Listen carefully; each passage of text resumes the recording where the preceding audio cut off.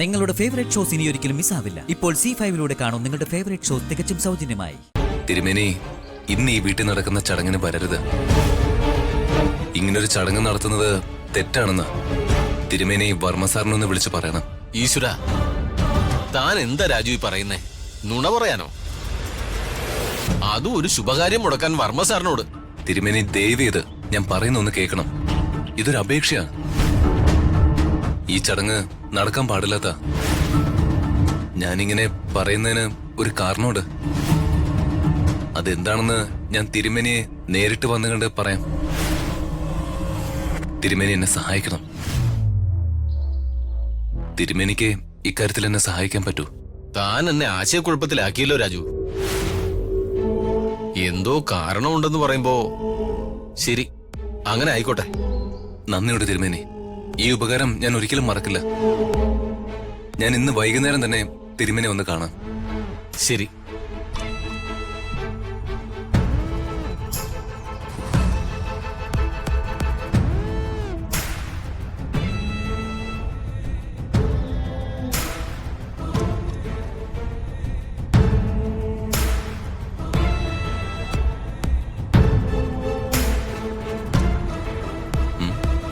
ഇതെന്താ മാഡം അണിഞ്ഞൊരുങ്ങിയത്? എങ്ങോട്ടാ?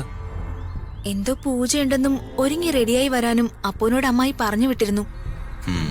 പൂജ? എന്തിനാ പൂജ അംബിക മാഡം നടത്താൻ പോകുന്നെന്ന് ഋതിക മാഡത്തിന് അറിയോ? ഇല്ല. എന്നെ കൊണ്ട് വീണ്ടും ഋതിക മാഡത്തിന്റെ കഴുത്തിൽ താലി കെട്ടിക്കാൻ, അതും വർമ്മ സാറിന്റെ മുന്നിൽ വെച്ച്. അയ്യോ രാജു, അതെങ്ങനെ ശരിയാവും? ആ, അങ്ങനെ രാജു എന്റെ കഴുത്തിൽ താലി കെട്ടിയ ഞാൻ ശരിക്കും രാജുവിന്റെ ഭാര്യയാവില്ലേ? അതെ. അങ്ങനെ സംഭവിക്കാൻ ഞാൻ സമ്മതിക്കുന്ന മാഡത്തിന് തോന്നുന്നുണ്ടോ?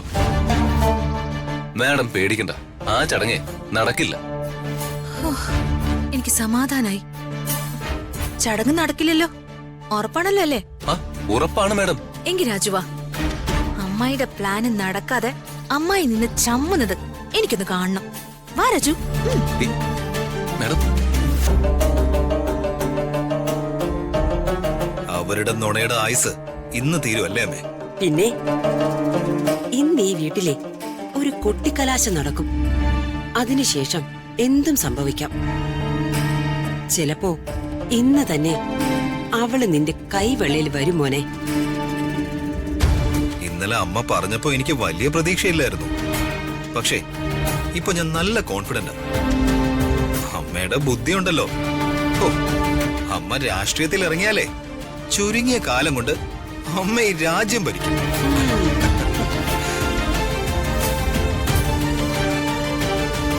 ശേഖര, പ്രതാപൻ എവിടെ? ചേട്ടനൊരു കോളില്ല, ഇപ്പൊ വരും.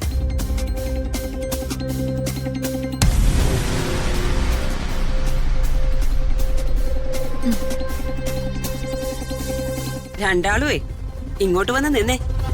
പൂജയ്ക്കുള്ള സമയമായി. അല്ല, പൂജാരി എത്തില്ലേ ചേച്ചി? അദ്ദേഹം വരാന്ന് പറഞ്ഞ സമയമായി. ഞാനൊന്ന് വിളിച്ചു നോക്കട്ടെ.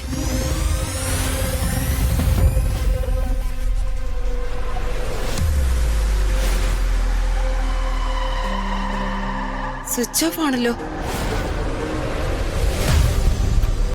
ഡൗൺലോഡ് ചെയ്യൂ C5 ആപ്പ്. കാണൂ എല്ലാ എപ്പിസോഡുകളും സൗജന്യമായി.